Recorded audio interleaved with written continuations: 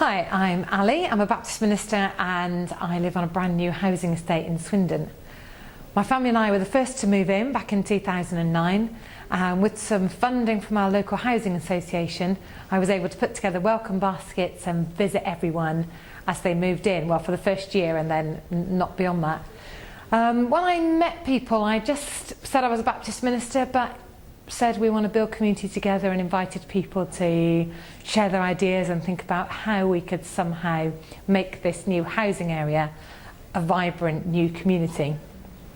So people had lots of ideas. We started with a community day, we did parties and community events, those kind of things. There was a lot of young parents in the area, particularly single mums, so we did quite a lot of getting together and having coffee together with small children. We started a coffee morning, all those kind of things that you would expect. Alongside that, I guess there was a lot of relationships were forming. About a year in, a church emerged.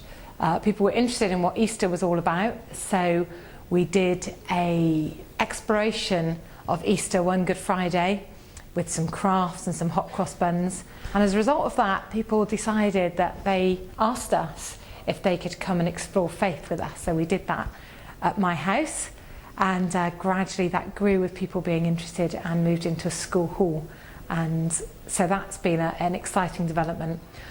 Alongside that, we've just really, our byline is we just want to bless this community, all faiths and none, and to be there for them. One of the things we've done that seemed really important was that I run a monthly pamper night. That started a few Easters ago on Maunday Thursday, when I felt God was calling me to wash the feet of the community.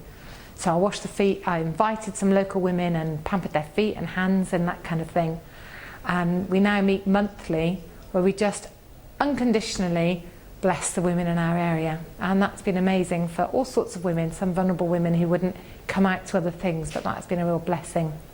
We also put together an empowerment course, got some funding and some training to help some of the people in our community who maybe lack self-esteem or want to understand themselves and others better, and that's been another way we've been able to bless the community, provide a creche, and that's been quite impactful on some of the families in our area.